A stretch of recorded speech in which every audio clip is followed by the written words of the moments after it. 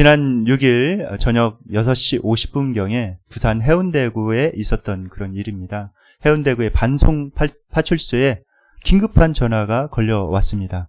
살려주세요! 라는 그런 말과 함께 전화가 뚝 끊긴 거예요. 당시에 박재원 경장이 근무 중이었는데 긴급 상황임을 직감하게 되었습니다. 그래서 가정폭력이나 아니면은 어떤 굉장히 위급한 상황이라는 것을 직감을 하고 가스총과 또 테이저건과 중무장을 하고 얼른 뛰어갔습니다. 그래서 신고한 곳에 4분 만에 이렇게 도착하게 되었어요. 도착해서 문을 이렇게 따고 이렇게 들어갔습니다. 들어갔는데 굉장히 위급한 상황이었습니다. 어떤 상황이었냐면 딸이 90세 된 아버지를 이렇게 안고 있었는데 아버지의 얼굴이 새파랗게 이렇게 질려가고 입술이 파래진 거예요. 그래서 딸에게 어찌 된 상황이냐고 이렇게 물어보니까 그만 떡을 먹다가 그 떡이 기도에 이렇게 걸려가지고 숨을 제대로 못 쉬신다고 그렇게 이야기를 하는 것입니다. 그래서 이제 딸에게 119에 빨리 신고하라고 이렇게 해놓고 이 경장이 이제 하임리 요법을 이렇게 시행했습니다. 등 뒤에서 이렇게 안고 주먹을 명치에 두고 강력하게 이렇게 충격을 줘서 이렇게 떡을 버텨나게 하는 그런 요법이었죠. 그렇게 하니까 다행히도 떡이 기도에서 이렇게 나오게 되었어요. 겨우 이렇게 숨을 쉬게 되고 이제 의식을 이제 되찾게 되고 119 구급대원들이 도착을 해서 그런 상황을 이렇게 설명하고 인계해 주었습니다. 때로 이렇게 하나님께서 우리에게 긴급하게 이렇게 전화를 하시는 때가 있습니다. 112 전화. 굉장히 긴급한 전화를 하시는 때가 있어요. 하나님께서 우리에게 말씀을 하고 싶으신 때가 있습니다. 그런데 우리가 그 전화를 받지 않거나 또는 그 전화를 받아도 또 그 말을 무시하고 순종하지 않는다면 우리가 어떤 삶의 어려움에 처할 수가 있죠.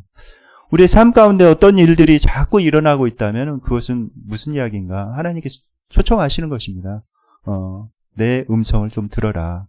내 앞에 나와서 잠잠히 나에게 귀 기울이고 내 말을 좀 청종해라, 들어라 하는 그런 말씀입니다.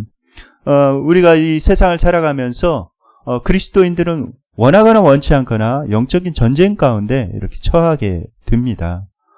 어둠의 영이 가만히 있지 않죠. 어떻게든 무너뜨리려고 하고 어떻게든 넘어뜨리려고 합니다.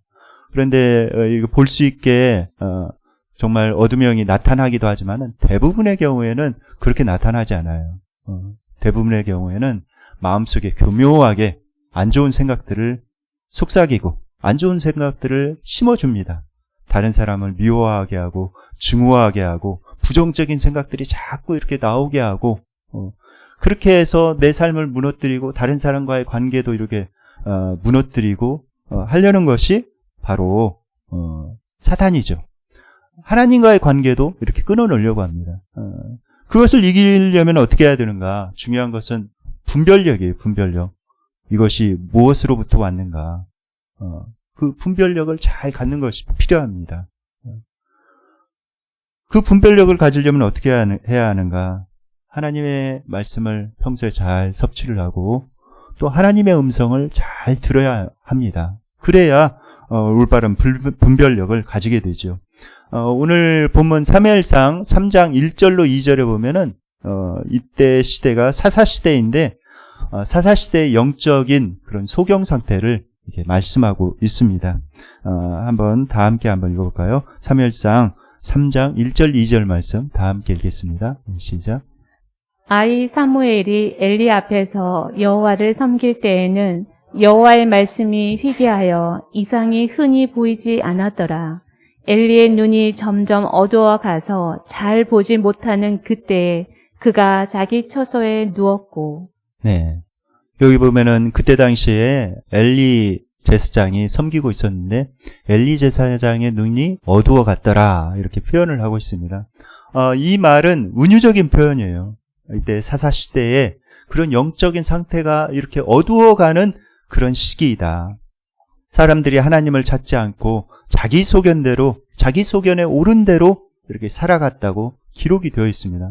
그러니까 영적인 암흑 시대인 거예요. 점점 어두워져 가고 있는 것입니다. 사람들이 더 이상 하나님을 찾지 않고 하나님께 기도하지 않고 하나님의 음성에 귀를 기울이지 않고 그냥 자기 마음에 생각나는 대로 자기 소견에 옳은 대로 살아가고 있는 그런 시대입니다.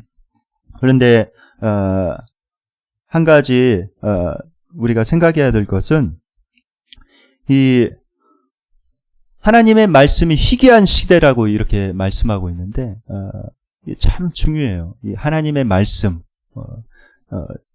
우리가 하나님의 말씀이 있어야 됩니다. 우리의 삶 가운데 우리가 살아가면서 하나님의 말씀이 없으면은 제대로 삶을 살아갈 수가 없는 것이지요. 잠언 29장 18절에 보면은 묵시가 없으면 백성이 방자히 행하거니와 이렇게 말씀하고 있습니다. 묵시, 하나님의 계시, 또 비전이라고도 이렇게 번역이 되어 있는데 하나님의 말씀이 없으면은 사람들이 방자하게 이렇게 살아간다는 그런 말씀입니다.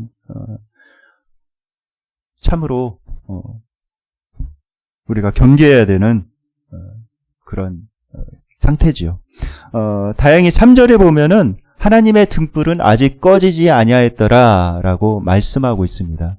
하나님의 등불이 아직 꺼지지 않아서 아직 희망이, 소망이 있음을 우리에게 말씀해 주고 있습니다. 그 다음에 4절에 이제 등장하는 인물이 사무엘입니다. 사무엘이라는 사람이 이렇게 등장을 해요. 그런데 사무엘은 어떤 사람입니까? 바로 한나가 하나님 앞에 눈물로 간절히 서원 기도를 해서 얻은 아들이 바로 사무엘입니다. 사무엘은 어려서부터 성전에 이렇게 맡겨졌죠. 그래서 성전에서 이렇게 자라났습니다. 그런데 이 사무엘이 엘리 제사장과 함께 성전에서 이렇게 자라나고 있을 때 그때 당시에 하나님의 말씀이 희귀하였다 이렇게 말씀하고 있죠. 사람은 결코 떡으로만 이렇게 살아갈 수가 없습니다. 예수님께서 말씀하셨죠. 40일 동안 금식한 다음에 얼마나 줄이셨겠습니까? 그런데 사탄이 그때 당시 틈을 딱 놓치지 않고 딱 나타나는 거예요. 그래서 돌이 떡덩이가 되게 해서 먹어라 이렇게 유혹을 합니다. 정말 40일 굶은 사람에게 음식처럼 귀한 게 어디 있겠어요? 그런데 예수님께서는 그 상태에서 말씀하십니다. 사람이 떡으로만 살 것이 아니요 하나님의 입으로 나오는 말씀으로 살 것이니라 선언하고 있죠. 그것은 무엇인가? 우리의 생명보다도 더 귀중한 게 있다는 거예요. 그것은 바로 하나님의 말씀이라는 것입니다. 우리가 하나님의 말씀을 들어야 우리의 영혼이 살아나고 우리가 살아날 수가 있습니다. 그런데 여러분들 다 모든 것이 다 채워진다고 하더라도 이 하나님의 말씀을 듣지 못하면 영적인 기갈 가운데 우리가 신음할 수밖에 없습니다. 가끔 뉴스에서 이렇게 자주 보죠. 언뜻 보면은 저 사람이 무슨 근심 걱정이 있겠나 하는 그런 사람들이 보입니다. 재벌 가문에 그런 막대한 그런 재산을 이렇게 소유하고 유산으로 받을 수 있고 그 엄청난 그런 재력과 또 엄청난 그런 세상적인 부귀영화를 거머쥐고 있는데 그 사람들이 마약을 하고 또 이렇게 정말 삶이 무너지는 경우를 이렇게 많이 볼 수가 있습니다. 그것은 우리에게 보여주는 것이죠. 이 세상적인 것 이런 것들이 다 채워진다고 할지라도 하나님의 말씀이 없으면 안 된다. 그래서 아모스서 8장 11절에 이렇게 우리에게 말씀하고 있습니다. 다 함께 한번 읽어볼까요? 시작. 여호와의 말씀이니라. 보라, 날이 이를지라. 내가 기근을 땅에 보내리니 양식이 없어 주림이 아니며 물이 없어 가람이 아니요 여호와의 말씀을 듣지 못한 기갈이라. 네. 하나님의 말씀이 없으면 사람들이 우왕좌왕할 수밖에 없습니다. 하나님의 말씀이 없으면은 사람들이 우왕좌왕하고 또 인생의 어려움에 이렇게 부딪히게 되면은 절망할 수밖에 없죠. 그런데 분명하게 하나님의 말씀을 듣게 되면은 또 하나님의 말씀을 붙잡게 되면은 그 말씀이 우리의 인생을 인도해 갑니다. 마치 내비게이션이 우리가 한 번도 가지 못한 그런 길을 갈 때에도 정확하게 우리의 갈 길을 인도하는 것처럼 하나님의 말씀이 그런 역할을 하는 거예요. 우리의 매 순간순간. 저도 인생을 이렇게 살아오면서 생각해 봅니다. 정말 하나님의 말씀이 그때 나를 인도하지 않았다면 내가 어떻게 되었을까? 하나님의 말씀이 필요할 때마다 하나님께서 나에게 말씀을 들려주시고 그 하나님의 말씀 붙잡고 거기에 내가 순종하고 이렇게 가기 때문에 지금까지 이렇게 인생을 살아올 수 있었다라는 그런 생각을 하게 됩니다. 정말 이 중요한 거예요. 하나님의 말씀. 원하기는 이 예배를 통해서 여러분들이 하나님의 음성을 들으실 수 있기를 예수님의 이름으로 축원드립니다. 오늘 본문에 보면은 이제 사무엘이 본격적으로 이렇게 나오죠. 어느 날 밤이었습니다. 엘리가 자기 처소에 가서 이제 잠자리 누워서 잠을 자고 있었고, 사무엘은 하나님의 언약궤가 있는 성전에서 잠을 자고 있었습니다. 그런데 이른 새벽이었다고 오늘 기록이 되어 있어요. 이른 새벽 아침에 소리가 들려오는 거예요. 사무엘아, 사무엘아 하는 소리가 들리는 것입니다. 그래서 사무엘이 일어나서 엘리 제사장이 부르는가 보다 하고 뛰어가서 이제 제사장에게 이렇게 답하죠. 저를 부르셨습니까? 라고 이렇게 묻자 부르지 않았다는 겁니다. 그래서 다시 잠자리에 가서 누워 있는데 다시 사무엘아, 사무엘아 하는 소리가 들리는 거예요. 그래서 이제 다시 뛰어가서 이렇게 말씀드리죠. 엘리 제사장님 저를 부르셨습니까? 그러자 부르지 않았다는 것입니다. 오, 이상하다. 엘리 제사장님이 장난을 치시는 건가? 하고 잠자리로 아마 돌아갔을 것 같아요. 그래서 다시 이렇게 누워있는데 다시 소리가 들려오는 것입니다. 사무엘아, 사무엘아. 분명히 이번에는 엘리 제사장이 분명히 나를 부르는 거다. 그래서 달려가서 제사장님 저를 부르셨습니까? 다시 세 번째 이렇게 달려가서 제사장님께 말씀을 드렸습니다. 그러자 엘리 제사장이 이제 직감을 한 거예요. 아, 이거는 주님께서, 하나님께서 부르시는 소리구나. 그래서 사무엘에게 이제 조언을 해줍니다. 다시 내 이름을 부르시거든 주님께서 부르시는 것이니 주여 말씀하옵소서 주의 종이 듣겠나이다 라고 대답하려무나. 이 말을 듣고 다시 자리에 돌아갔는데 정말 들려오는 거예요. 사무엘아, 사무엘아. 하나님의 음성이 들려오는 것입니다. 그러자 사무엘이 무릎을 딱 꿇고 주여 말씀하옵소서 주의 종이 듣겠나이다 라고 대답하게 되었습니다. 드디어 사무엘은 하나님의 말씀을 들을 수가 있게 된 것이죠. 사무엘상 3장 10절 말씀 다 함께 읽겠습니다. 여호와께서 임하여 서서 전과 같이 사무엘아 사무엘아 부르시는지라. 사무엘이 이르되 말씀하옵소서 주의 종이 듣겠나이다 하니. 네, 주의 종이 듣겠나이다 라고 사무엘이 하나님 앞에 대답을 하게 되었죠. 듣겠나이다 라는 말은 단순히 리슨을 의미하지 않습니다. 그냥 들려오는 소리를 듣는 걸 의미하진 않아요. 여기서 사무엘이 말한 듣겠나이다 라는 그런 뜻 가운데는 하나님 제가 그 말씀을 듣고 기꺼이 순종하겠습니다 라는 그런 의미가 들어있습니다. 그러니까 청종의 의미가 들어있는 것이죠. 하나님의 말씀을 듣고 종 따르겠습니다 라는 그런 의미가 그 안에 들어있습니다.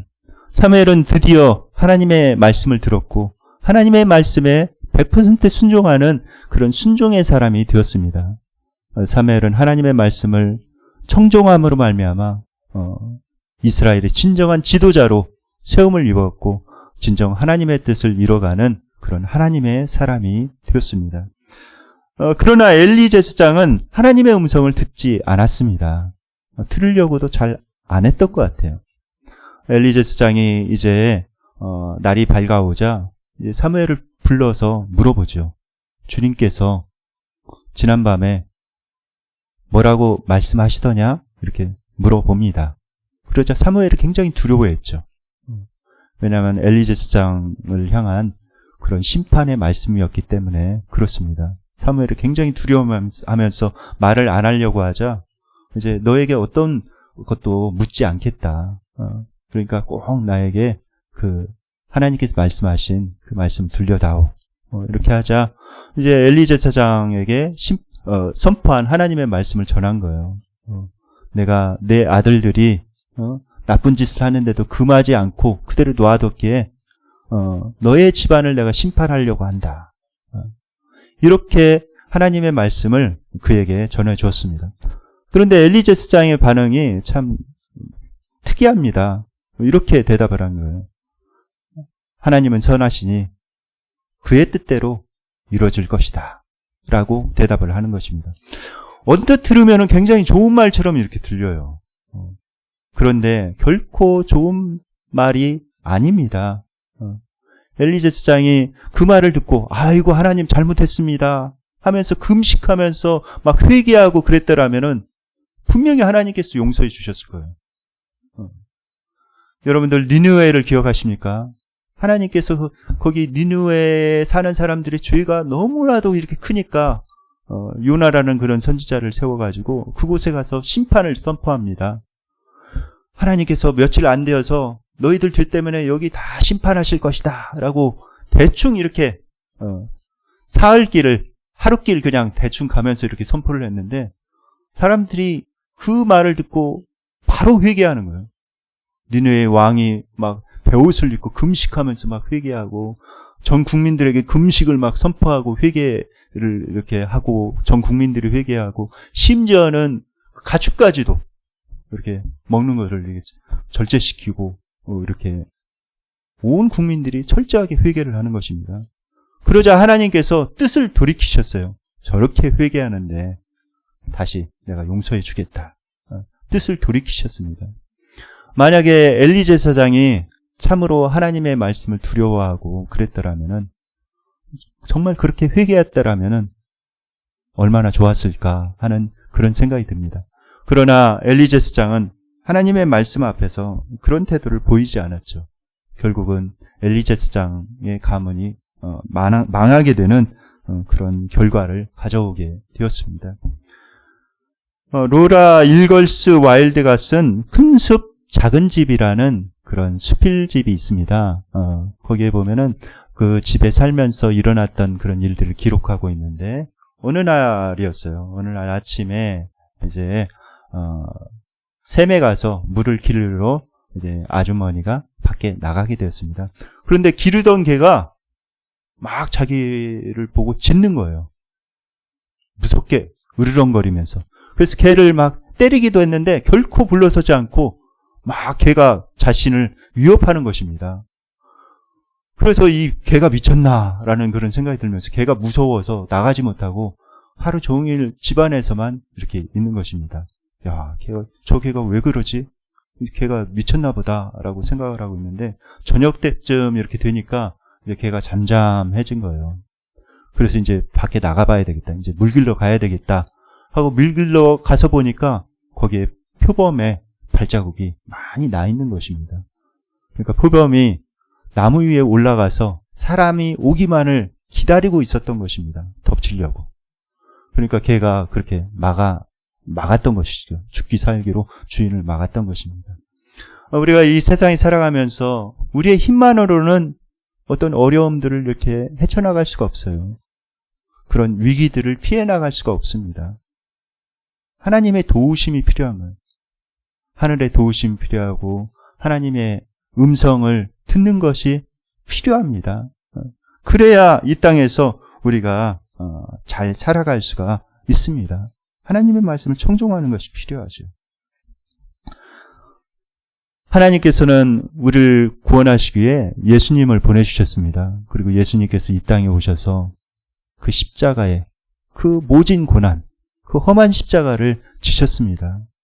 그런데 왜 예수님께서 그 험한 십자가를 지셨을까요? 그것은 제일 중요한 이유는 하나님과 사람 사이를 다시 회복시키시기 위함입니다. 죄로 인해서, 죄라는 먹구름으로 인해서 더 이상 하나님을 만나지 못하고 하나님과 대화할 수 없고 하나님의 음성을 들을 수 없는 그 사람들이 다시금 하나님을 만날 수 있고 하나님의 음성을 들을 수 있게 하기 위해서, 하나님과 교제의 장을 다시 열어주기 위해서 예수님께서 자신의 목숨을 바친 거예요. 그러니까 이것이 참으로 소중한 것입니다. 하나님 앞에 예배드리고 하나님의 말씀을 읽고 기도하는 거, 하나님 앞에 나아가는 거, 이거 얼마나 소중한지 몰라요. 이처럼 소중한 것이 없습니다. 이것이 영생의 본질인 것이죠. 영생은 곧 유일하신 참 하나님과 그가 보내신 자 예수 그리스도를 아는 것이니이다 라고 말씀하고 있죠. 여러분들 알려면 어떻게 해야 됩니까? 사귀어야 되죠. 어떤 사람에 대해서 알려면은 그 사람과 교제해봐야 그 사람을 알 수가 있습니다. 하나님과도 마찬가지예요. 하나님과 깊은 사귐과 영적인 그런 나눔과 그런 교감과 그런 게 있어야 하나님을 알 수가 있는 것이죠. 그것이 바로 영생이라는 거예요. 우리 신앙생활의 본질적인 그런 영역입니다. 그런데 이것이 하나님과의 관계뿐만 아니라 사람과의 관계에서도 굉장히 중요합니다. 듣는 거. 하나님과의 관계에서 굉장히 중요해요. 우리가 자녀들의 현재의 모습을만 이렇게 보면은 굉장히 화가 날 수가 있죠. 화가 날 수가 있어요. 왜 저럴까? 왜 저런 반응을 보일까? 하고 화가 날 수가 있습니다. 그런데 그 자녀가 자라난 환경과 이 시대의 여건과 다른 친구들과 또 왜 이런 반응을 보일까? 자녀의 신발을 신고 자녀의 위치에 서서 그들의 말을 이렇게 들어보면은 공감이 되는 부분이 상당히 많이 있어요. 아, 저래서 저러는구나. 저래서 제가 저런 반응을 보이는구나. 공감이 되면은 어떻습니까? 대화가 되는 것이죠. 그러니까 먼저 이 듣는 것이 참으로 중요합니다. 직장 생활에 있어서도 마찬가지고 사회 생활에 있어서도 마찬가지고 또 교회 생활에 있어서도 마찬가지입니다. 우리가 그 행간을 읽을 줄 알아야 되는 거예요. 행간을 읽을 줄 알아요. 그냥 저 사람이 말하는 그 말뿐만 아니라 왜 저 말을 하게 될까?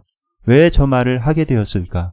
그 뒤에 보이지 않는 그런 행간을 듣고 읽을 줄 안다면은 굉장히 큰 도움이 되지요. 여러분들은 하나님의 음성을 듣고 계십니까? 하나님께서 요즘 여러분들에게 어떤 말씀을 하기를 원하실까요? 어떤 말씀을 하고 계십니까? 그 음성을 잘 듣고 그 음성을 들을 뿐만 아니라 순종해야 됩니다. 그래야 내 영혼이 살아나고 내 가정이 살아나고 우리 교회 공동체가 살아나는 것입니다. 하나님의 음성을 잘 들으려면 어떻게 해야 될까요? 먼저 시간과 장소를 확보해야 돼요. 내가 아무 방해도 없이 조용히 하나님을 만날 수 있는 그런 시간과 장소를 잘 확보해야 됩니다. 그 시간을 애써서 최우선순위를 두고 확보를 해야 됩니다. 그래야 조용히 하나님의 음성을 들을 수가 있어요. 그 시간이 대부분 이렇게 새벽인 것 같습니다. 새벽에 주는 하나님의 은혜가 있어요. 오늘 사무엘도 이른 아침에 새벽에 이렇게 하나님의 음성을 들었다고 했는데 하나님께서 새벽에 말씀을 하시는 경우가 많이 있습니다. 새벽에는 그 누구도 방해하지 않죠. 아침 일찍 전화를 하거나 새벽에 전화를 하거나 이렇게 방해하는 사람이 없습니다. 그러니까 조용히 하나님을 만날 수 있는 최적의 시간이라고 이렇게 볼 수가 있죠. 또 한 가지는 공예배를 굉장히 이렇게 소중히 여겨야 돼요. 하나님께서 예배를 통해서 하나님께서 세우신 사람을 통해서 말씀을 하십니다. 제가 말씀을 준비할 때도 그냥 준비하지 않아요. 기도하면서 하나님, 우리 교회 공동체에 어떤 말씀이 필요합니까? 제가 어떤 말씀을 전할까요? 하나님 앞에 묻고 그 말씀을 준비해서 이렇게 전하는 거거든요. 그러니까 여러분들 예배 드릴 때 굉장히 소중히 여겨야 돼요. 이왕이면 일찍 오셔서 조용히 기도하며 마음을 준비하며 정성스럽게 하나님 앞에 예배를 드릴 때 하나님께서 이 예배를 통해서 나에게 말씀하시고자 하는 하나님의 말씀을 들을 수가 있습니다. 사무엘은 하나님의 말씀을 청종함으로 듣고 순종함으로 말미암아 하나님의 위대한 그런 선지자가 이렇게 되었습니다. 그래서 많은 사람들에게 하나님의 뜻을 이루어가는 그런 사람으로 귀하게 쓰임을 받았습니다. 그러나 엘리 제사장은 하나님의 말씀을 듣지 않음으로 말미암아서 그도 망하였고 그 집안이 망하였던 것을 기억합니다. 원하기는 우리 모두가 엘리 제사장이 아니라 사무엘처럼 하나님의 말씀을 잠잠하게 듣고 또 하나님의 뜻을 분별하고 또 순종함으로 말미암아 하나님께서 쓰시는 그런 성령의 통로로 우리가 다 쓰임을 받는 저와 여러분들 되시기를 예수님의 이름으로 축원드립니다. 이제 말씀을 묵상하며 기도하는 시간을 갖도록 하겠습니다.